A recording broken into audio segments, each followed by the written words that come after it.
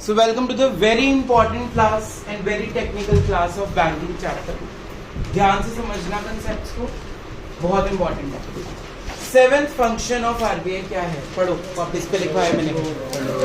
Control of credit. Control का मतलब सबको पता है, control करना. Credit का मतलब होता है money supply. Underline and write down. Credit means money supply. Credit means money supply. Money supply को कंट्रोल करेगा आरबीआई कैसे, वो हम आज जानेंगे. इसके अंदर दो मेजर्स होते हैं. पहला मेजर मैंने लिखवाया है क्वांटिटेटिव और दूसरा लिखवाया है क्वालिटेटिव. ठीक है. क्वांटिटेटिव मेजर्स में क्वांटिटेटिव का मतलब होता है मॉनिटरी. क्या मतलब होता है? मॉनिटरी. अब इसका पहला पॉइंट देखो, तुमने लिखा होगा बैंक रेट. मिल गया? Yes sir. Okay. Now what is bank rate? First of all किसी को पता है क्लास में व्हाट इज बैंक रेट? जिस रेट ऑफ इंटरेस्ट पे बैंक नहीं, क्या बोल? जिस रेट पे सेंट्रल बैंक कमर्शियल बैंक को लोन है. Very good. सुनो, मान लो पीएनबी के पास पैसे कम पड़े. अब पीएनबी के लिए लेंडर ऑफ लास्ट रिसोर्ट कौन है? आरबीआई. तो वो उसको पैसे जब मांगेगा तो आरबीआई ये नहीं बोलेगा ये लो पैसे, वो उसको क्या देगा? लोन. और उस पे क्या चार्ज करेगा? इंटरेस्ट. अब मान लो मैं आरबीआई हूँ और वृद्धि जो है वो पंजाब नेशनल बैंक है. उसने मुझे फोन किया कि मुझे 50 करोड़ चाहिए, तो 50 करोड़ मैं उसको तभी दूंगा जब वो मुझे क्या देगी उसके बदले में? इंटरेस्ट. जिस रेट के ऊपर मैं उसको लोन दे रहा हूँ उसको क्या बोलते हैं? Bank rate. तो bank rate is that rate on which RBI give loans to the commercial banks. अब मुझे पता है मार्केट में इन्फ्लेशन है, बिकॉज आई एम आरबीआई. मुझे पता है कि मार्केट में क्या है? इन्फ्लेशन. जो पहले मैं इसको लोन 10% रेट ऑफ इंटरेस्ट पे दे रहा था, जब इसने मुझे नेक्स्ट फोन किया कि मुझे आज 100 करोड़ चाहिए, मैंने इसको बोला इंटरेस्ट का रेट हो गया 13%. अब इसको भी तो अपना खर्चा कहीं से निकालना है, वो मुझे तो 13% दे देगी इंटरेस्ट. जब ये आगे वही लोन चरण को, हार्दिक को, अवनीत को देगी, तो अब ये भी अपने इंटरेस्ट रेट्स क्या कर देगी? इंक्रीज. यस और नो? अब चरण सोच रहा है, मैंने लास्ट टाइम पूछा था इस बैंक से, तो मुझे बोल रहे थे 12% पे हम तुम्हें लोन दे देंगे, इंटरेस्ट 12% पे. लेकिन महीने बाद जब मैं लोन लेने आया हूँ उन्होंने रेट कर दिया 15%. तो चरण क्या हो गया? थोड़ा सा डिस्करेज हो जाएगा. किससे? लोन लेने से. तो आरबीआई ने इनडायरेक्टली चरण को लोन देने से क्या कर दिया? मना कर दिया. इनडायरेक्टली मतलब उसने अपना रेट ऑफ इंटरेस्ट बढ़ा दिया, जिसके कारण पंजाब नेशनल बैंक ने अपने कस्टमर्स का रेट ऑफ इंटरेस्ट क्या कर दिया? इंक्रीज. जो भी लोन लेना चाहते हैं 15% पे मिलेगा. तो आधी दुनिया तो वैसे ही क्या हो जाएगी? डिस्करेज हो जाएगी लोन लेने से. अब इससे इन्फ्लेशन कैसे कंट्रोल हो रही है? जब लोन नहीं मिले तो मार्केट में मनी नहीं पहुंच रही, मार्केट में मनी सप्लाई क्या हो गई? कंट्रोल. तो इसका मतलब आरबीआई बैंक रेट कब बढ़ाएगा? During inflation. और कब कम कर देगा? During deflation. तो how we will frame your answer in simple language for getting full marks? Bank rate is that rate at which central bank lends money to the commercial banks. When the bank rate is increased, commercial banks will also increase their rate of interest which they are going to charge from the public, due to which the public will be discouraged, and this should be done during inflation and vice versa in deflation. So simple. समझ आ गया point? तो what is bank rate? This is that rate at which RBI will lend the money to the commercial banks. अगर RBI वो rate को बढ़ा देगा तो कमर्शियल बैंक्स भी वो रेट को आगे अपने इंटरेस्ट जो उन्होंने चार्ज करना है वो भी क्या कर देंगे? इंक्रीज. जिसके कारण लोग डिस्करेज हो जाएंगे लोन लेने से. फिलहाल वो रुक जाएंगे कि अभी रुक जाओ, इंटरेस्ट रेट्स को थोड़ा कम आने दो, हम तब लोन लेंगे. लोन लेके वो पैसा इकोनॉमी में तो लग रहा है, कोई बिल्डिंग बना रहा है, कोई घर बना रहा है, उनका खर्चा किसी और की क्या है? इनकम. तो हमने मार्केट में मनी को जाने से ही क्या कर दिया? रोक दिया by increasing the bank rate. तो अगर आरबीआई को सपना आएगा कि इन्फ्लेशन ज्यादा हो गया, वो बैंक रेट्स क्या कर देंगे? अपने इंक्रीज. जिसके कारण मार्केट में मनी सप्लाई क्या हो जाएगी? Decrease. And this is how it is done in inflation. ठीक. पहले पॉइंट में किसी को कोई डाउट है? श्योर? पॉज करना. सेकेंड पॉइंट हमने क्या लिखा है? क्वांटिटेटिव मेजर्स का. पढ़ो heading. Open market operation. Okay, open market operations, very important point.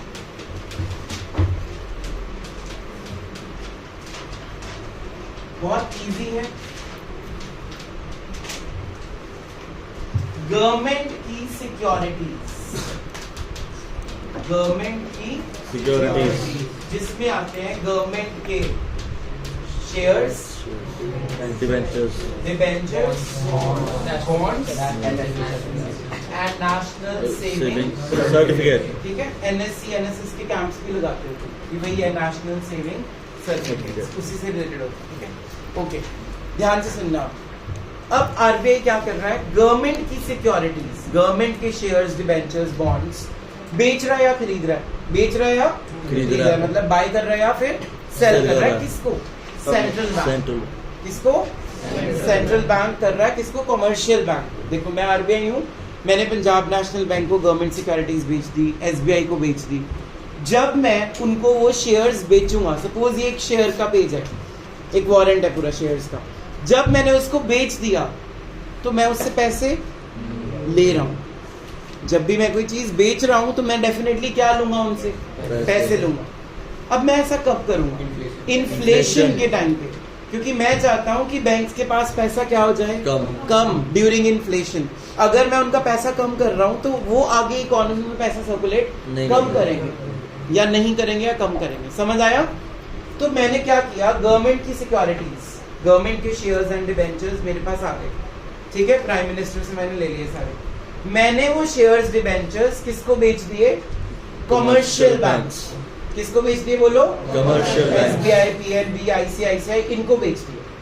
अब ये जो शेयर्स डिबेंचर्स तुम्हारे पास हैं, तुम इनको आगे किसको बेचोगे? पब्लिक. इनडायरेक्टली वो कहां तक पहुंच गए? पब्लिक तक Public. पहुंच गए. अब जब मैंने वो सिक्योरिटीज तुम्हें बेची थी तो तुम डेफिनेटली फ्री में तो सिक्योरिटीज लोगे नहीं मुझसे. 10 करोड़ 20 करोड़ मैंने तुम्हारा बिल बना दिया, तुम्हें वो पैसा मुझे वापस देना पड़ेगा. तो जब तुम्हारे पास पैसे ही नहीं रहेंगे तो तुम क्या लोन दे सकते हो बाहर? नहीं दे सकते. और अगर मैं देवनान बैंक को फोन करके बोल रहा हूँ मेरी सिक्योरिटीज खरीदनी है आपने, क्या वो मुझे मना कर सकती है? नहीं, because she is what? Commercial bank and I am what? Central bank. तो सेंट्रल बैंक की बात अगर आप नहीं मानोगे तो वैसे ही आपके ऊपर फाइन्स, पेनल्टीज बहुत ज्यादा चार्ज होनी शुरू हो जाएंगी. तो मतलब कोई भी कमर्शियल बैंक मना नहीं कर सकता आरबीआई को. अगर आरबीआई फोन करके बोल रहा है कि मेरे से खरीदनी पड़ेंगी आपको कल सिक्योरिटीज, तो डेफिनेटली आपको खरीदनी ही पड़ेगी, आपके पास कोई और ऑप्शन नहीं. तो this is how money supply is again controlled in the economy by Reserve Bank of India. That is just by 2 things, sale and purchase of government securities by RBI to the commercial banks. और जरूरी नहीं है सिर्फ वो बेचेगा. जब उसको लगेगा मार्केट में डिफ्लेशन आ गई, हमारे इंडिया में तो कभी नहीं आई, अगर उसको लगेगा मार्केट में क्या आ गई? डिफ्लेशन, तो वो देवनान को फोन करके बोलेगा जो गवर्नमेंट सिक्योरिटीज आपके पास पड़ी है वो मुझे बेच दो. जब वो देवनान मुझे वो गवर्नमेंट सिक्योरिटीज बेचेगी, अब मैं उसको क्या दे रहा हूँ? Cash. पैसे. अब उसके पास पैसा क्या हो गया? ज्यादा.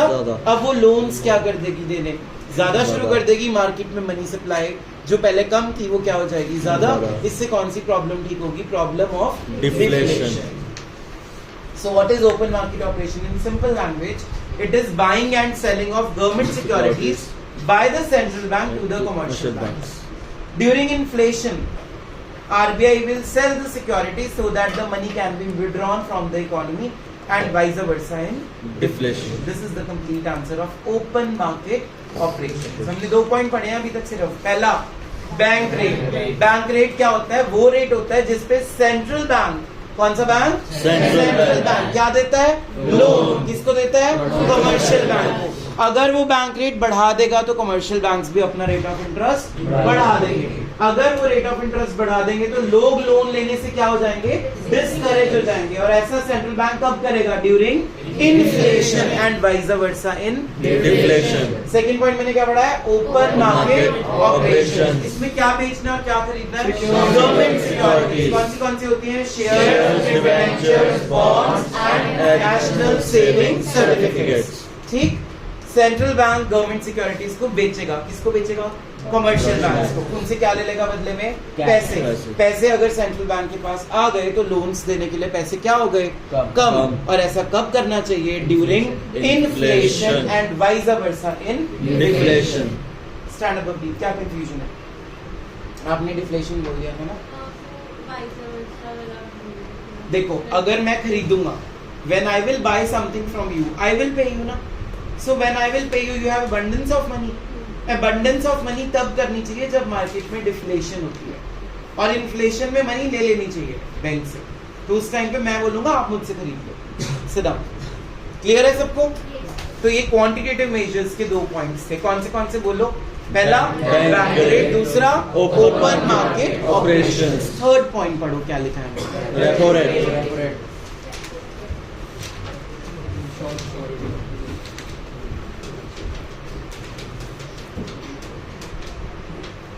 Repo rate is also just like bank rate, but यहाँ पे जो लोन है वो सालों के लिए नहीं दे रहे, शॉर्ट 24 आवर्स के लिए दे रहे। Normally just it is for 1 day.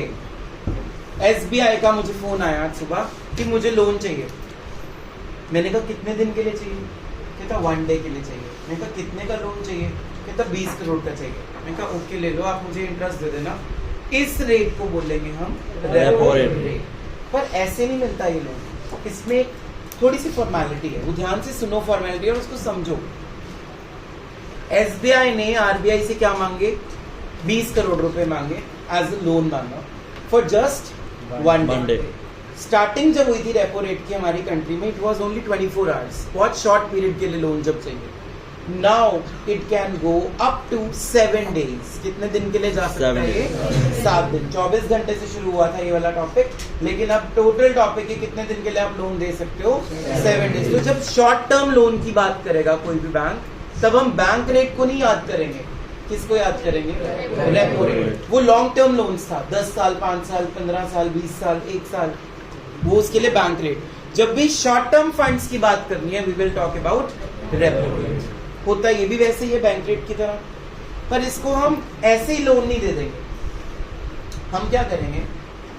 हम बोलेंगे कमर्शियल बैंक को, मतलब मैं बोलूंगा कमर्शियल बैंक को कि मैं आपको लोन तो दे रहा हूँ, आपने मुझे कुछ कोलेट्रल रखना है साथ में। कोलेट्रल मींस सिक्योरिटी रखनी। अब कमर्शियल बैंक्स के पास क्या हो सकता है गिरवी रखने के लिए?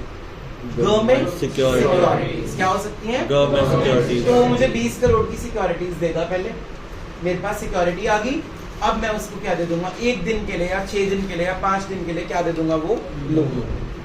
अब लोन की रीपेमेंट तो होगी, वो 20 करोड़ मान लो 24 घंटे हो गए, 20 करोड़ SBI को मुझे वापस करने ही पड़ेंगे। साथ में रेपो रेट का क्या देना पड़ेगा? इंटरेस्ट। प्लस जो वो गवर्नमेंट सिक्योरिटीज हैं प्री डिटरमाइंड प्राइस पे, वो वापस भी ले जाएगा। For example SBI Charanpreet Singh, उसने 20 करोड़ रुपीस की मुझे सिक्योरिटीज गिरवी रख दी, मैंने उसको क्या दे दिया उसके बदले में? लोन दे दिया। अब मान लो रेपो रेट का रेट है 4% पर एनम, तो 20 करोड़ का 4% साल का जो भी निकलेगा इनटू 1/365। वाई 1? 24 घंटे is equals to how many days? 1 day. 1 day. Why 365? Because 1 year is equals to 365. So that interest will also be payable by Charan to me.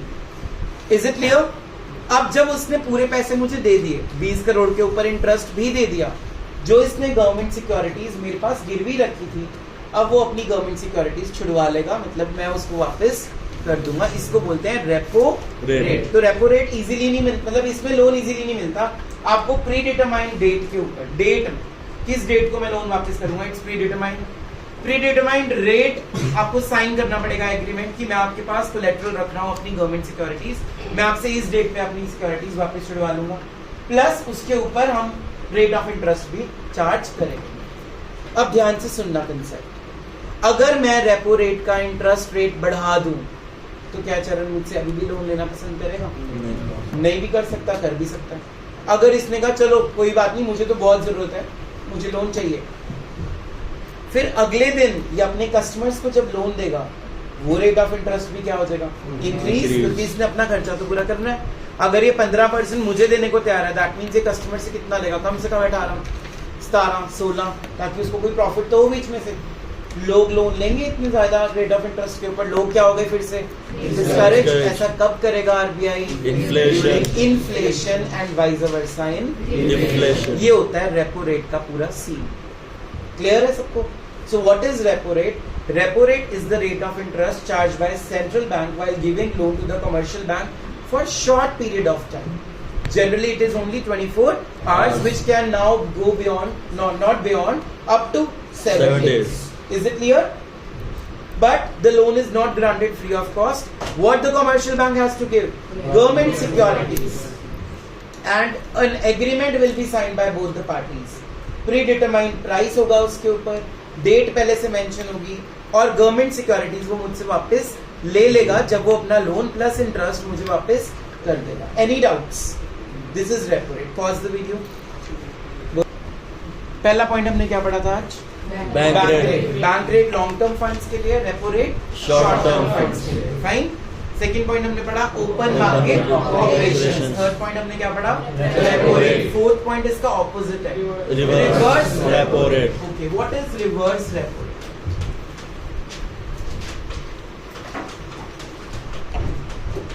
मैंने एक डायरेक्टिव निकाला, यहाँ पे मैं कौन हूँ?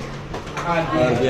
डायरेक्टिव मींस एक पॉलिसी बना दी कि एक बैंक 250 करोड़ रुपीस से ज्यादा अपने पास नहीं रख सकता. कितना? 250 करोड़. अब तुम्हें नहीं पता कितने बैंक्स के पास कितना पैसा पड़ा, ठीक है, बट आरबीआई को सब कुछ पता है क्योंकि वो उसके सुपरवाइजरी रूलर है. तो मान लो जसनूर इज अ बैंक और उसके पास आ गया आज 300 करोड़ के डिमांड डिपॉजिट्स. मतलब कोई जमा करा के चला गया, कितने पैसे टोटल हो गए? 300 करोड़. बट मेरे डायरेक्टिव के अकॉर्डिंगली आप 250 करोड़ से ज्यादा अपने पास नहीं रख सकते. तो अब जसनूर क्या करेगा वो 50 करोड़ का? That will be deposited to RBI. ठीक है, मतलब एक तरह से ये आरबीआई को लोन दे रहा है. इसको बोलते हैं रिवर्स रेपो रेट. अब जो रेट के ऊपर ये मुझे लोन दे रहा है उस पे इंटरेस्ट अब ये मुझे नहीं पे करेगा, आरबीआई पे करेगा. किसको? जसनूर को, कमर्शियल बैंक. तो बिल्कुल रेपो रेट का उल्टा. रेपो रेट में लोन कौन ले रहा है? Commercial bank. बैंक. किससे ले रहा है? आरबीआई. लेकिन यहाँ पे इनडायरेक्टली आरबीआई लोन ले रहा है. किससे? Commercial bank. खुद नहीं ले रहा वो लोन, बैंक को खुद देने पड़ेंगे क्योंकि उसकी लिमिट क्रॉस होगी. उसकी लिमिट क्या थी? 250 करोड़, और उसके पास पैसे कितने आ गए? 300 करोड़. जो 50 करोड़ एक्स्ट्रा वो किसको देने पड़ेंगे? आपको, आरबीआई को. उसके ऊपर आप क्या मांग सकते हो? अपना इंटरेस्ट. तो एक तरह से आपने क्या दिया? लोन. अब यहाँ पे भी आरबीआई उसको गवर्नमेंट सिक्योरिटीज कोलेटरल देगा. उसने अगले ने 50 करोड़ मेरे पास जमा कराया है तो उसको भी तो एक सिक्योरिटी चाहिए. तो मैंने उसको 50 करोड़ की क्या दे दी? Government securities. जब मैं वो लोन वापस करूंगा अपनी गवर्नमेंट सिक्योरिटीज उससे वापस, वो एक्सप्लेनेशन दोनों में सेम है. रेपो रेट में भी और रिवर्स रेपो रेट में भी दोनों पार्टीज एग्रीमेंट साइन करती हैं. Pre determined date, pre determined rate, pre determined price and so on. बस यहाँ पे कौन पेमेंट कर रहा है इंटरेस्ट की? आरबीआई पेमेंट कर रहा है. किसको? Commercial bank. ठीक है, इसमें भी इन्फ्लेशन और डिफ्लेशन कंट्रोल हो जाती है सेम वे में as in repo rate, as in open market operation and as in bank rate. Clear हो गया टॉपिक? पहला पॉइंट क्या था? Bank rate. दूसरा पॉइंट क्या था? Open market operation. And third point repo rate. And fourth point इसका opposite reverse repo rate. Any doubts? चले आगे. फिफ्थ पॉइंट आप पहले ही पढ़ चुके हो, कैश रिजर्व रेशियो. अब इसमें क्या होता है? सुनो, लिसन टू मी. जब कोई बैंक के पास मनी डिपॉजिट आती है, चाहे कोई 10 रुपए जमा करा रहा है, चाहे कोई 1 लाख जमा करा रहा है, चाहे कोई 10 करोड़ जमा करा रहा है, इसको हम बोलते हैं डिमांड डिपॉजिट्स. क्या बोलते हैं? Demand deposits. अब डिमांड डिपॉजिट्स के लिए रूल बनाया आरबीआई ने कि कुछ पैसा आप अपने लिए निकाल के रख लो. कुछ पैसा आप अपने लिए निकाल के रख लो. से मैंने बोल दिया 10% रख लो. तो अगर एक बैंक के पास 1 लाख रुपए आए हैं, वो 10,000 अपने पास रखेगा और बाकी के क्या दे देगा लोगों को? लोन्स. अच्छा, आप खुद सोचो, एक कमर्शियल बैंक है, उसके पास 1 लाख रुपीस एक बंदे ने जमा कराए, उसमें सिर्फ 10,000 रखा, 90,000 का वो लोन यूटिलाइज कर रहा है. कल को कोई और बंदा अपने पैसे निकलवाने आएगा, उसके पास तो सिर्फ 10,000 पड़ा है और वो कह रहा है मुझे तो 20,000 चाहिए. ऐसी पॉसिबल हो सकती है सिचुएशन कभी? नहीं होती, पूछो क्यों? क्योंकि कितने कस्टमर्स हैं बैंक के? तो बैंक को पता है अपने एक्सपीरियंस के साथ कि मेरे पास इतना पैसा है कि सारे एक टाइम पे पैसे निकलवाने नहीं आएंगे, एवरीवन विल नॉट कम। जब एवरीवन कम हुआ था हमारी इकोनॉमी में डीमोनेटाइजेशन के टाइम पे, जब नोट चेंज होने थे, तब एक लिमिट रख दी थी, एक दिन में इससे ज्यादा नोट चेंज नहीं हो सकता, ताकि बैंक्स के ऊपर प्रेशर ना हो। एटीएम पे लिमिट आ गई थी, याद है तुम्हें ये चीजें? वो क्या कंट्रोल कर रहे थे इकोनॉमी में? Inflation. These are the directives issued by RBI. समझ आ रहा है? तो सीआरआर का मतलब क्या होता है? जब भी कोई पैसे जमा कराता है उसकी कुछ अमाउंट बैंक अपने पास रख लेता है और बाकी का अमाउंट किसको दे देता है? लोन्स में बांट देता है। इसको बोलते हैं कैश रिजर्व रेशियो। अब मान लो वो इकोनॉमी में 10% है, 1 लाख रुपए जमा कराए किसी ने, तो बैंक ने 10,000 साइड करके 90,000 का क्या दे दिया? लोन। अब अगले दिन से मैंने सीआरआर का रेट कर दिया 30%। साइड पे कितना रखेगा अब 1 लाख में से? 30,000। अब लोन कितना दे सकता है? 70,000। मैंने मार्केट में लोन्स को इनडायरेक्टली कम कब करना है? ड्यूरिंग इन्फ्लेशन, ताकि लोग लोन ना लें, लोगों के पास लोन का अमाउंट पहुंचे ही ना, इकोनॉमी में मनी सप्लाई में क्या कर लूं? कंट्रोल कर लूं। तो इन्फ्लेशन के टाइम पे आरबीआई को सीआरआर क्या कर देनी चाहिए? इंक्रीज। और डिफ्लेशन के टाइम पे आरबीआई को सीआरआर क्या कर देनी चाहिए? डिक्रीज। किस किस को समझ आ गया? Raise your hands. किसी ने कुछ पूछना है? Any question? चले आगे। Last point of quantitative measure is statutory liquidity ratio. ध्यान से सुनो, इसमें तुम्हें बहुत कंफ्यूजन हुई थी लास्ट टाइम। पहले इसका मीनिंग पता करते हैं। स्टैट्यूटरी का मतलब होता है वॉलंटरी, कंपल्सरी, जो करना ही करना है, अपने आप भी करना, कंपल्सरी भी है, लॉ कहता है। लिक्विडिटी का मतलब होता है जो हाईली लिक्विड एसेट्स होती है। Liquid assets are those assets which are converted into cash quickly, जिसको आप फटाफट से कैश में क्या कर लो? कन्वर्ट कर लो। तो government securities, gold, silver, bonds, debentures, ये सब क्या है? Liquid assets. अब हर बैंक की अपनी लिक्विड एसेट्स होती है, हर एक बैंक की अपनी क्या होती है? Liquid assets. मान लो चाहत इज अ बैंक, उसकी 5 करोड़ की लिक्विड एसेट्स है, तो मैंने बोल दिया कि 5 करोड़ की जो तुम्हारी लिक्विड एसेट्स हैं उसका 10% तुम साइड पे रख दो, बाकी का क्या दे दो? लोन। ये होता है statutory liquidity ratio. Compulsory on which assets which can be converted into cash very quickly. The best example is government securities. The best example is debentures and bonds. Clear? तो जो भी बैंक की liquid assets होंगी उसकी कुछ percentage cash की form में आपको रखना पड़ेगा साइड पे, और ये भी मैंडेटरी नहीं है अपने पास ही रखना है। अगर आप चाहो तो आप आरबीआई के साथ जमा भी करा सकते हो, फिर आप उसके ऊपर क्या अर्न कर सकते हो? अपना इंटरेस्ट। ठीक है, समझ आ रहा है? तो जो स्टैट्यूटरी लिक्विडिटी रेशियो होती है, अगर मैं वो बढ़ा दूं तो फिर से वही बात हो जाएगी। मैंने 10 की जगह अगर वो 30% कर दिया तो ज्यादा पैसा बैंक को साइड पे रखना पड़ गया, जिसके कारण लोन्स का अमाउंट क्या हो गया इकोनॉमी में? कम। और लोन्स कब कम करेगा RBI? During inflation and vice versa in deflation. So these are the 6 points of quantitative measures. First point was bank rate. This is the rate at which central bank will lend money to the commercial banks. If the rate will increase, the commercial banks will also increase their rate of interest from the general public, thereby discouraging them to take loans, and this should be done during inflation and vice versa in deflation. Second point was open market operation. It means buying and selling of government securities by RBI to the commercial banks. When I will sell those securities to the commercial banks, I will take the money from it. And this is how I am controlling the money supply in the economy.